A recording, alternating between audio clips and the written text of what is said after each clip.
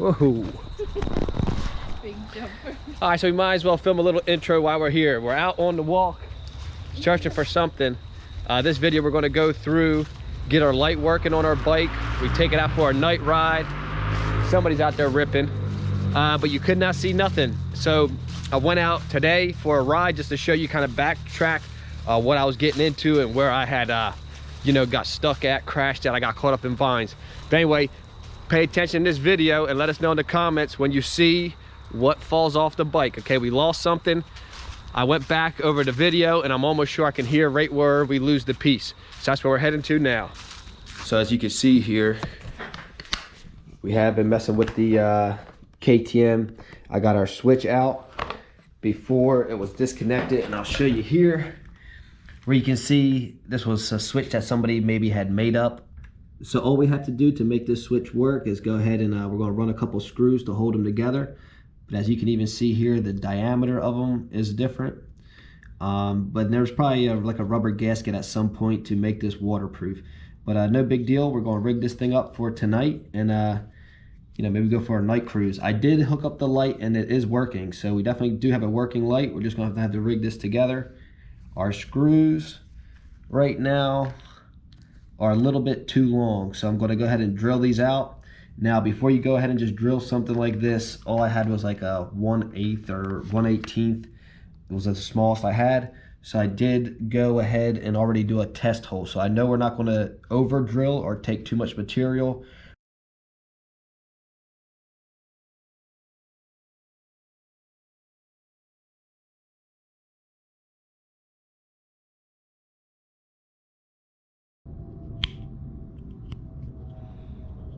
So off, on, pretty simple.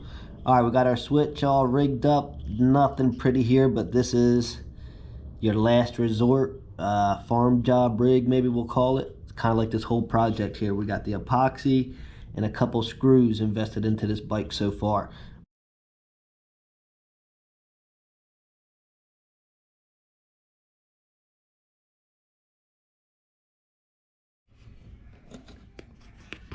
All right, our switch is in. We're gonna go ahead and leave it off for now.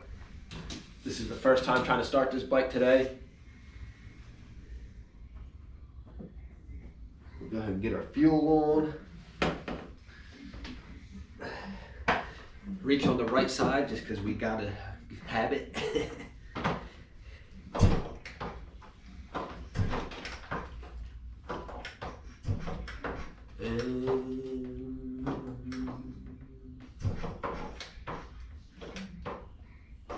Alright, here we go.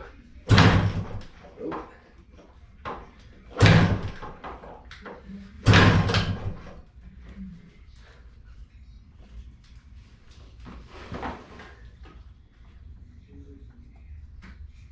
Alright, we got our choke up now. Let's see if that makes a difference. Here we go, should fire right on up.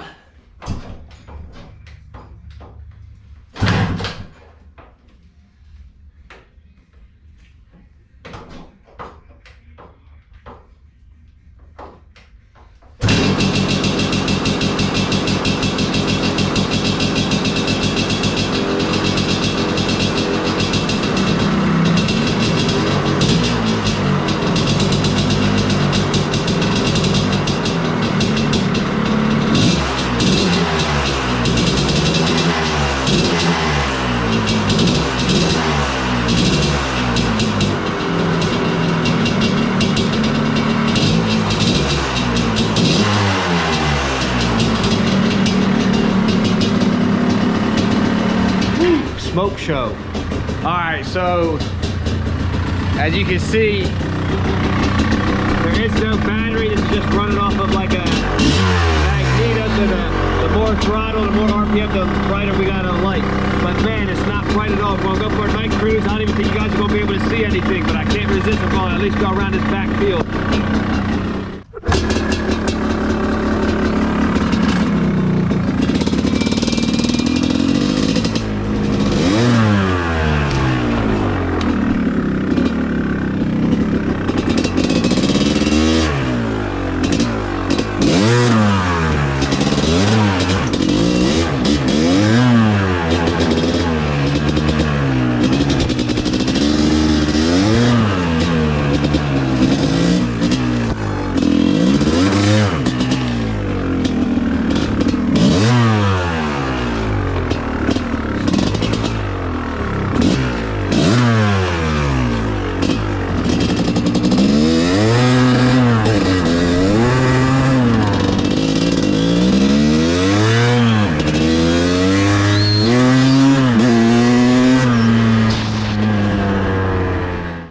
the other night we tried to go out for a night ride. The light wasn't giving us nothing to see, all right? So our light was totally dim. That bulb, you know, was probably 30, 31 years old. But anyway, I took it out this morning, went for a nice test drive, all that. Somehow the camera malfunctioned, and I don't know what happened to all my footage. But this morning, I did go. I lubed up my clutch cable there. And I'm gonna show you just what I did here. I had my, my open ends up where it can kind of hold that fluid. And I would just simply, you know, let the cable pull that fluid in and let gravity do its thing. This thing feels 100 times better now. Also, we did the same thing with our throttle. On this bike, they kind of got like this quick nut you can use here with your fingers, which is pretty cool. I like this feature. And there you go. As you can see, we got that all cleaned up. While we got it open, we might as well put a little more shot up in there. And now our throttle, oh my God, feels way better too. So we got our controls feeling good. However, one thing we did notice when we came back from the first test drive out in the open, we are leaking coolant a little bit, either from that head gasket or that water inlet outlet here or here, one or the other. So we're definitely gonna have to get some gaskets made up. But we're gonna real quick get on this bike, hop around, and show you the course I took during the night rides, how you can kind of see some of the areas where I got stuck and try to drive in the total darkness. I got, you know, had to jump over down trees and all that crazy stuff. All right, so we're gonna get on that bike and I'm gonna show you a real true test drive in the day on the ktm350. All right, so this is really the second time me starting this bike up today. Already got my fuel on, but you can tell the motor's all nice and cool. We're going to pull the choke out this time.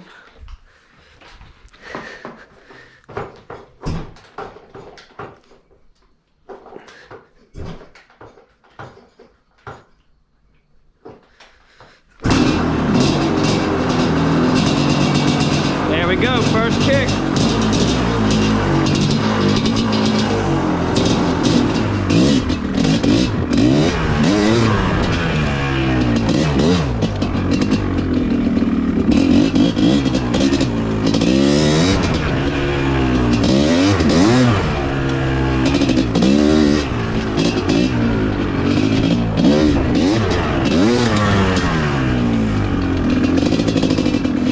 The other day it was so dark I couldn't even find this entrance. And I came flying down here and wham, there was a down tree. I slammed on the brakes.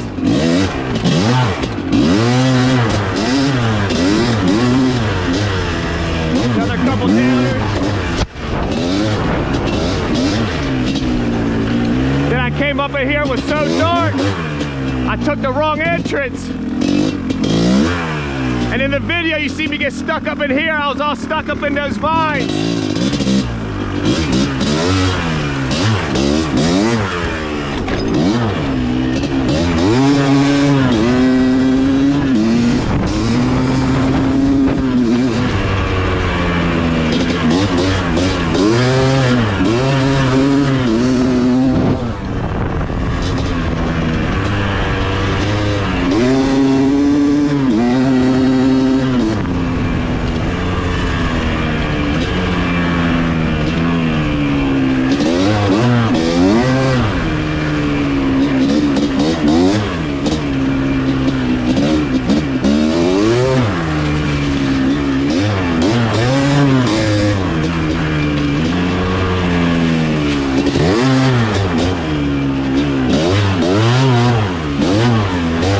Keep reaching for that back brake. It's not there.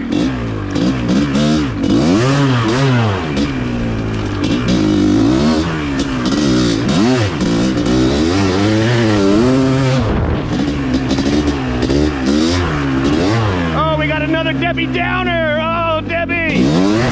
Woo!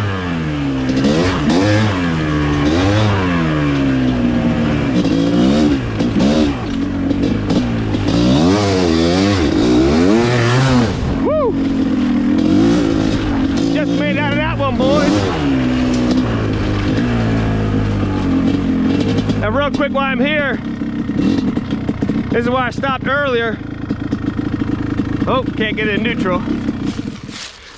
Sometimes I'm having trouble getting this bike into neutral, but while we're here, I just want to show you guys, this is all the black you see here. This used to be an old shooting range back in the day. This is all clay pigeons, or skeet skeet, for those real shooters out there.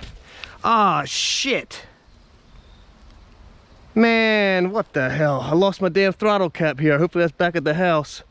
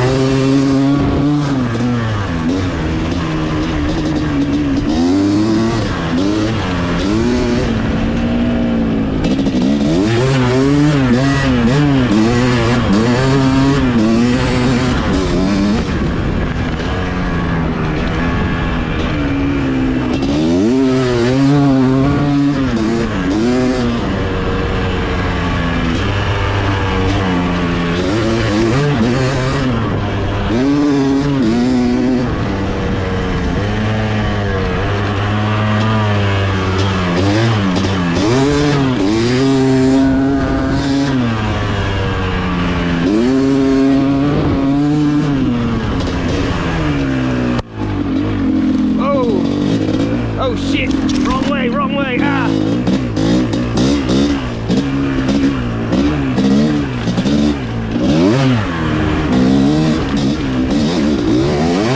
Whoa, baby! North Central.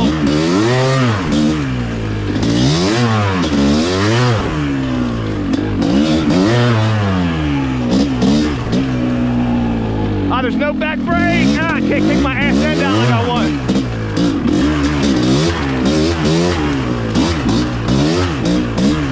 All right, where are we going now? Where are we going now? Now here's the trail. Oh shit, oh shit, oh shit, will we make it? Oh, baby. Oh shit, wrong way. Ah, ah.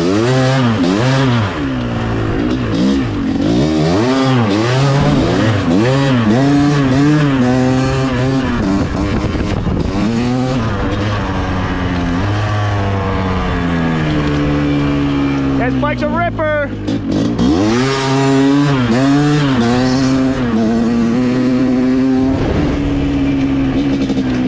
Oh yeah, woo!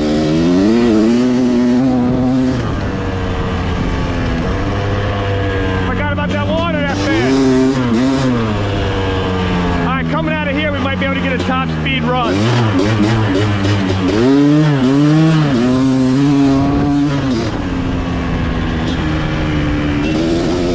Third gear.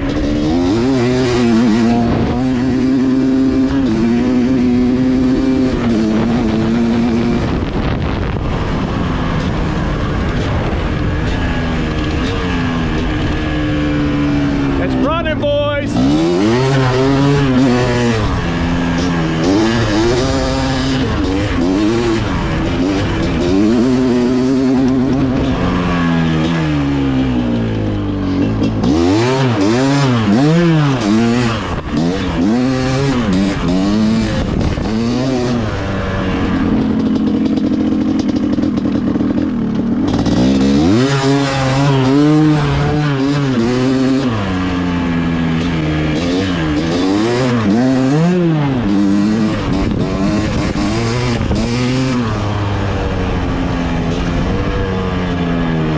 Do one more pass and call it in.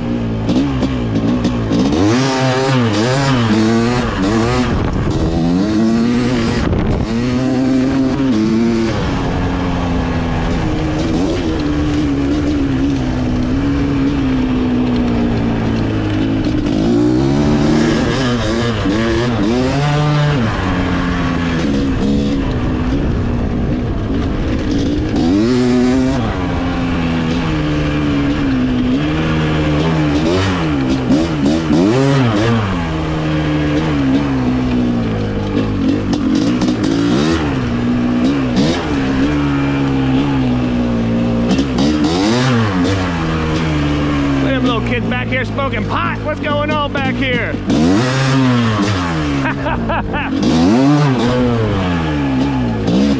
Hey, back here, smoke. Oh, baby. Ha. Woo. There you go. First time down, baby. Man, I'm pretty sure I hit, it couldn't even bend that one tree as soon as I went to hit on the front brake. I don't know how we're gonna get through this.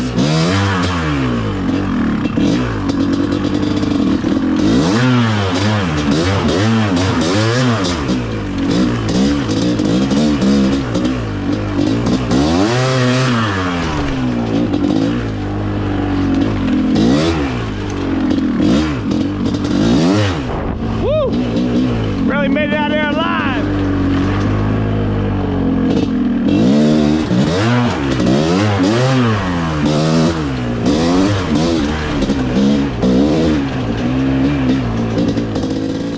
All right, now while we're on foot, I'm gonna show you where I took the night. This is the trail I took. I went in the wrong way. I came straight into here. I was pinned up with this tree, so I couldn't back out like I wanted to. My front end was too far up. I was tempted to ride out this way, but I could just tell that there was too many branches.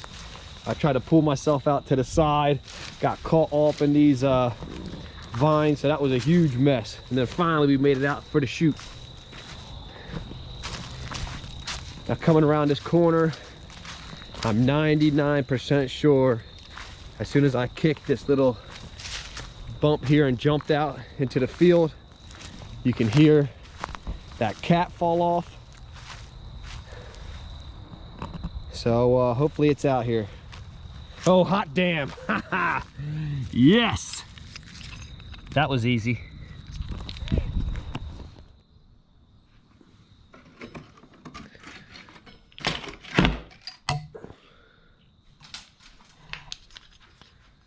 Here we go. We got our piece back home. We're gonna put that on and actually tighten it this time. There you go. How do you like that? Back home. So in that video you could hear where as soon as we jumped out into that field, boom, we lost that piece. So that was a relief. As soon as I was watching the video, man, I could tell right away. I'm like, man, that piece is loose. I can't believe I did that. Anyway, thanks for watching that video. All right, stay tuned, guys, because next video I will be moving on to this 1911 I got here. I bought this pistol at auction. It's not really probably the top brand or nothing. It's Para Ordnance or whatever. I believe it's like kind of like a Canadian company or something like that. But anyway, this pistol broke on me. It's this releasing arm that releases this like lock plunger. I'll get into that later. So basically I'll demonstrate to you this gun would not fire right now. You can see if that hammer was going to strike that firing pin, it won't even shoot this pencil out. But if you actually had to fire this gun, you can just remove that locking arm and you'd be able to shoot it. I do have the piece. It's about like a $3 part. I'm going to get that put in a video coming up, and I'll show you how to fully disassemble a 1911. And to further demonstrate what I was talking about, I'll pop it real quick and show you here. This is the actual plunger I'm talking about. So hopefully you can see that on camera. That is the actual plunger that locks your firing pin in place. So that will not get struck unless this plunger is activated, okay? Now you can see here, and hopefully you can see this on the camera, you can see here, this is the arm that that broke. Now that would come up when you hit the trigger and hit that plunger.